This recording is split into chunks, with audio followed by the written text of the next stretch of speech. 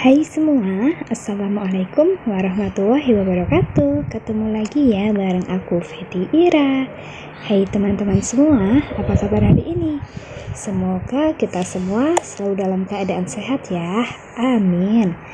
Nah oke teman-teman, jadi video kali ini aku nggak bagi kegiatan harian aku lagi, tapi video kali ini aku tuh mau bagi budgeting aku di bulan April ini. Nah jadi seperti bulan-bulan sebelumnya, aku tuh selalu membuat estimasi ataupun budgeting pengeluaran untuk 1 bulan ke depan. Dan setelah budgeting pun aku selalu membuat realitanya gitu ya teman-teman. Jadi nanti perharinya aku keluar uang berapa, terus untuk apa aja itu aku juga selalu mencatatnya. Dan kali ini aku tulisin aja gajian April tahun 2022. Untuk teman-teman yang bertanya untuk pendapatannya kok cuma segitu, jadi kalau pendapatan sama kebutuhan itu besar atau kecilnya itu tergantung sama kebutuhan ya teman-teman. Nah dan ini untuk rinciannya aku tulisin aja pendapatan suami dan istri, aku gabungin aja jadinya 3 juta rupiah. Nah buat teman-teman yang bertanya ataupun buat teman-teman baru pasti kan penasaran kok budgetnya cuma segitu, penghasilannya segitu, itu berapa kali berapa.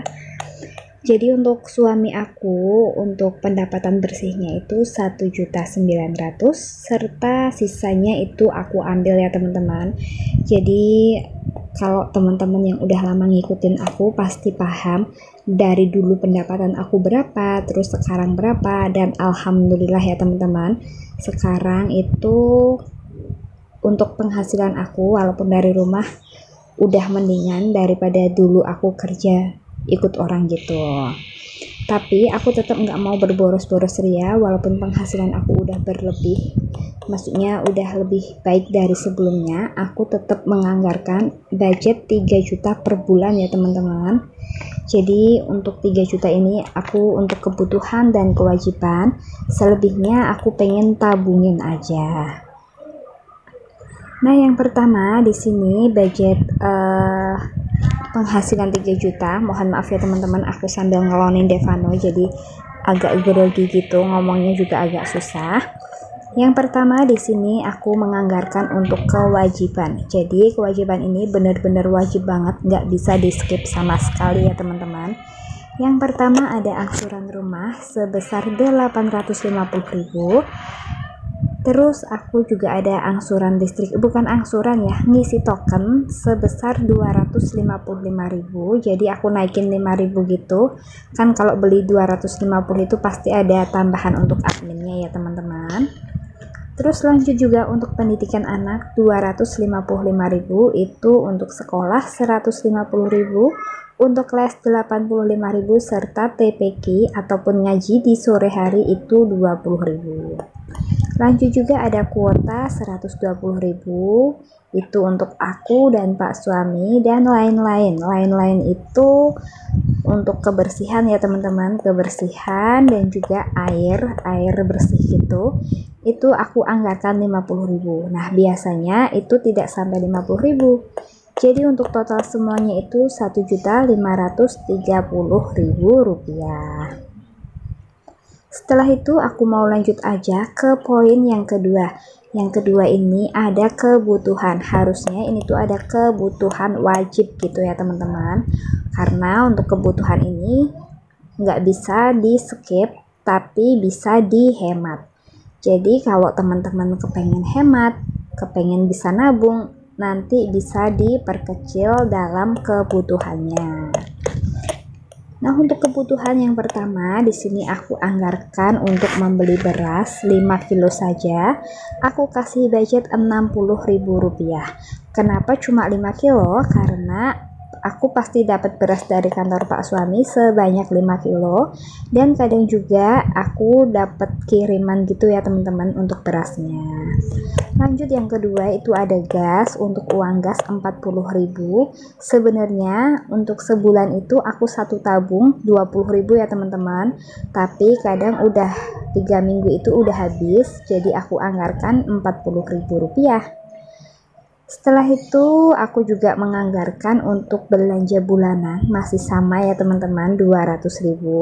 Nah bulan kemarin aku sengaja kasih budget 300.000 karena aku memiliki penghasilan lebih, rezeki lebih gitulah ya. Dan lanjut untuk belanja mingguan masih sama 100.000 kali 4 jadinya 400.000, dan perlengkapan anak itu 200.000. Untuk perlengkapan anak itu untuk pampers, sabun kayak gitu ya teman-teman, tapi yang setiap bulan habis itu pampers sama susu aja. Untuk air minum ataupun galon aku kasih budget 100.000, tapi ini tuh masih sisa gitu. Total semuanya 1 juta rupiah. Setelah selesai ke kebutuhan wajib, di sini aku tulis aja lain-lain. Harusnya ini tuh kebutuhan lain gitu ya teman-teman. Jadi aku nggak masukin ke kebutuhan pokok. Nah buat teman-teman yang tanya, aku itu kan jualan gas gitu ya teman-teman, itu mbaknya bayar nggak? Jadi kalau aku ngambil gas, aku tetap bayar walaupun itu dagangan aku sendiri.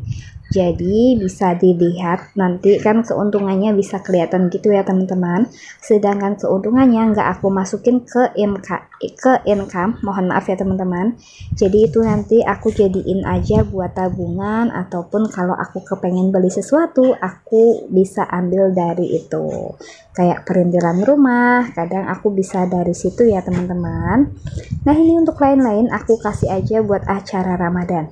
Jadi acara Ramadan itu aku kasih budget 200.000 rupiah, entah itu untuk beli takjil, untuk buka bersama, ataupun jalan-jalan gitu aku kasih budget 200.000. Dan jajan anak aku kasih budget 90.000 rupiah. Apakah cukup sih bun 90.000 untuk sebulan? Mau nggak mau harus dicukup-cukupin. Dan kadang itu kakak Dava nggak mau jajan sama sekali ya teman-teman. Kadang dalam sehari itu jajan banyak, kadang beberapa hari kakak Dava itu nggak mau jajan. Kalau nggak cukup, ya nanti bisa mengambil dari anggaran lain seperti sisaan dari uang belanja aku.